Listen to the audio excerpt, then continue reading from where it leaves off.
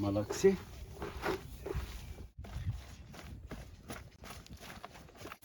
Voilà. Comme on n'a pas un malaxeur mécanique ou automatique, on fait le malaxage et on en profite pour faire du sport. Bonjour monsieur. Bonjour. Présentez-vous pour nos internautes s'il vous plaît. Bien, moi c'est Diallo Abdoulaye Sadio, je suis chercheur environnementaliste énergéticien. Effectivement, ça tombe bien, nous sommes dans une phase du monde où nous tentons de partir vers la migration énergétique. Donc le monde est en phase de transition. Dites-nous, vous faites des charbons verts, d'autres l'appellent charbon papier ou charbon bio. Dites-nous, qu'est-ce qui vous a réellement motivé à le faire? Où est-ce que vous avez trouvé l'inspiration pour le faire? Bien, en fait, comme vous le dites si bien, nous sommes dans la transition énergétique. Et moi, à travers mon association, l'association des volontaires guinéens pour l'environnement, une association de juin 1989 déjà, qui continue à survivre. Et nous travaillons donc dans l'éducation, n'est-ce pas, aux bonnes pratiques. Et donc dans cette phase de transition énergétique, nous fabriquons des cuisinières solaires, des séchoirs, des chauffe-eau solaires.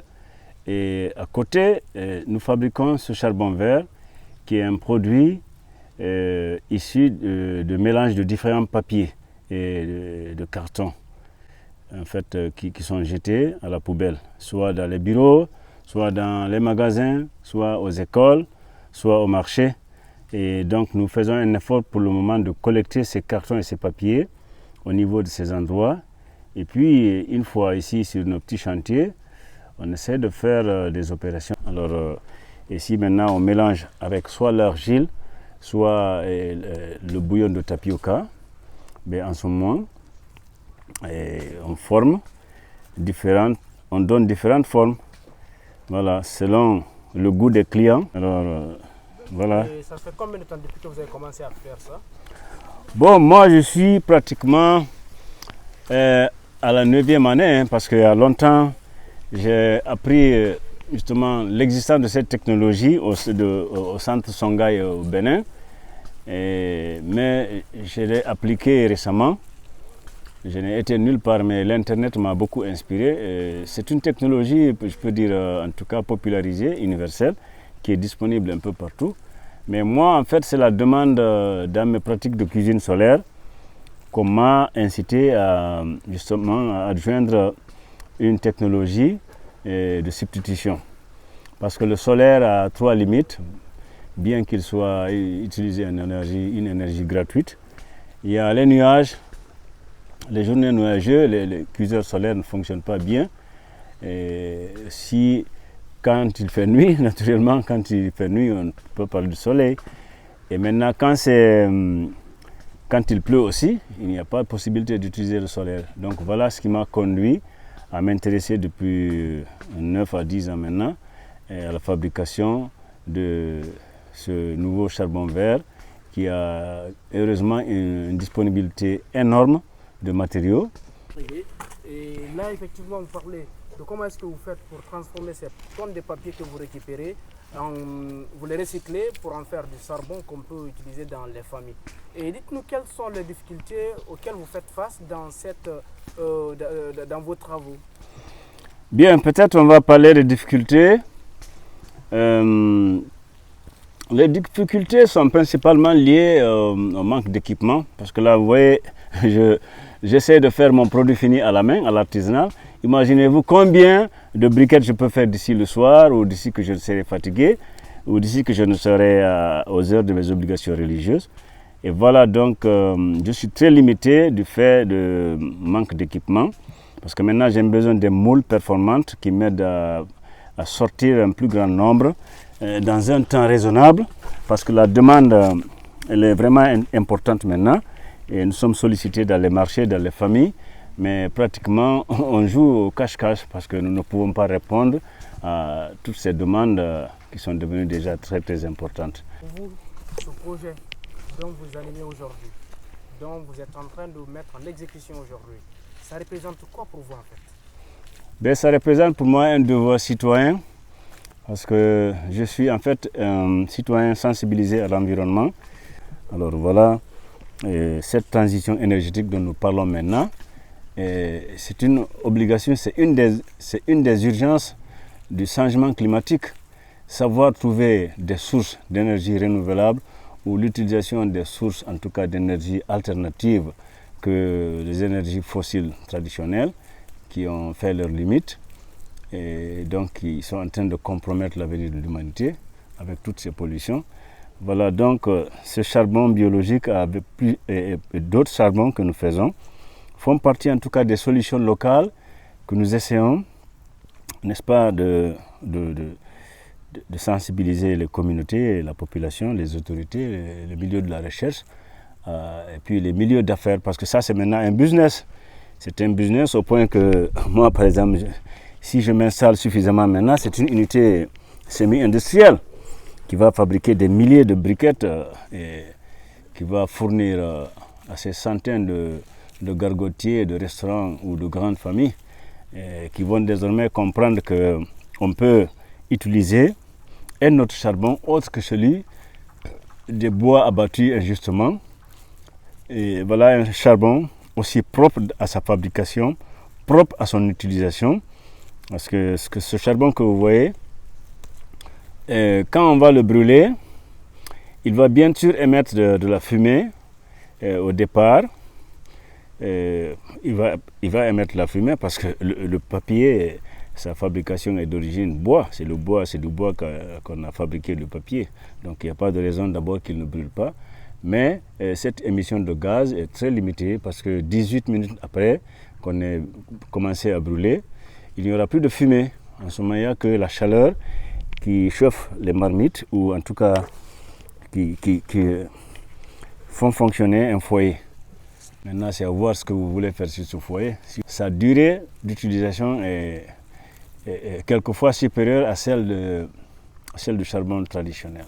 Et justement, vous avez parlé de cuisinière solaire ou bien de chauffe-eau solaire là tout à l'heure.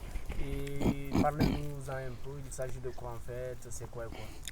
Bon, vous savez, la technologie de la cuisine solaire, je vais vous montrer un spécimen ici. Elle est partie de ce spécimen, cet échantillon-là. Ici, par exemple, pour fabriquer une cuisinière solaire pliable, comme vous le voyez que je suis en train de le déplier, il suffit donc de prendre un carton de cette dimension et lui donner la forme qu'il faut là. Et aussitôt, vous avez au sol un cook-kit solaire. Mais pour que lui il fonctionne maintenant, il faut lui plaquer de l'aluminium à travers de la colle. Il faut mettre de la colle et puis prendre du papier aluminium, coller sur ce carton. Ouais, ici on a découpé ça juste comme un gabarit, juste pour montrer comment peut avoir la forme. Alors ici vous voyez, vous êtes en présence d'un cook-kit solaire. Ce cook-kit là, il peut chauffer de l'eau jusqu'à 82 degrés Celsius. Oui, donc déjà, même si c'est option seulement pour purifier de l'eau, vous auriez atteint l'objectif. Parce que ici, pour purifier l'eau, on commence à 65 degrés Celsius. Les microbes majeurs seront éliminés à 75 degrés. Alors, à plus forte raison qu'on peut arriver au-delà, on peut aller à 82 degrés Celsius. Vous voyez? Alors ici, seulement, on peut s'assurer qu'on peut sauver des vies. Parce que si nous sommes dans un milieu où les eaux sont polluées à la rivière, dans les puits, si c'est évidemment des pollutions naturelles, on peut, n'est-ce pas, décanter les eaux qui sont introduites ici dans des marmites. On peut donc faire en sorte que ces eaux soient débarrassées des agents pathogènes cause de maladies hydriques. Donc voilà, ça c'est la première mission et c'est fondamental chez nous ici dans l'utilisation de la cuisinière solaire. Au même moment qu'on peut le faire sur le charbon ordinaire.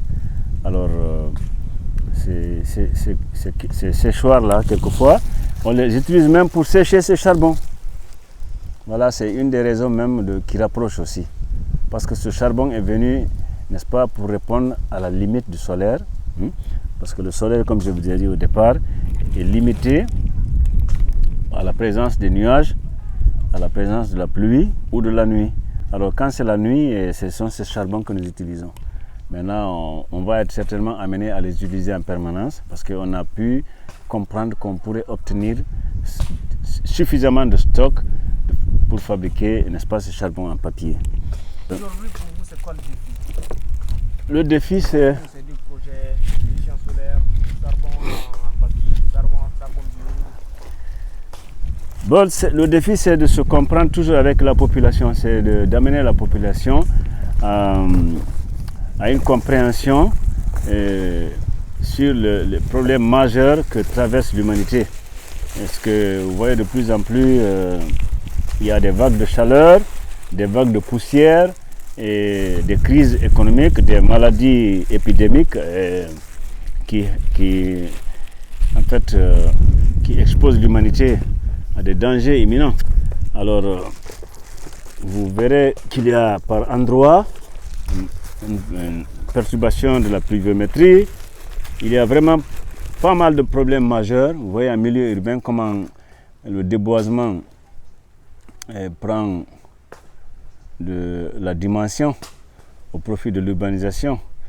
On construit des routes après avoir enlevé des arbres et on ne remplace pas, on ne prend pas soin de mettre quelques arbres pour absorber la chaleur qui s'abat sur les villes, les poussières qui arrivent, et tous ces problèmes de la vie urbaine sont vraiment difficiles à surmonter par la population. Donc le défi pour nous, c'est que les gens comprennent que cette vitesse de l'habitation urbaine est un danger quelque part pour les écosystèmes qui nous font survivre. Votre mot de la fin, si vous avez quelque chose à rajouter sur votre exposition, sur votre projet. Bien. Votre mot de la fin. Bien, donc nous, ce que nous demandons, à ce que les gens acceptent de coopérer pour utiliser ces sources d'énergie renouvelable, que les gens acceptent de coopérer pour justement la gestion des déchets. Déjà en Guinée, il faut que les gens acceptent de faire le tri. Je sais, c'est la faiblesse de tous les Africains et beaucoup de monde même dans les pays développés.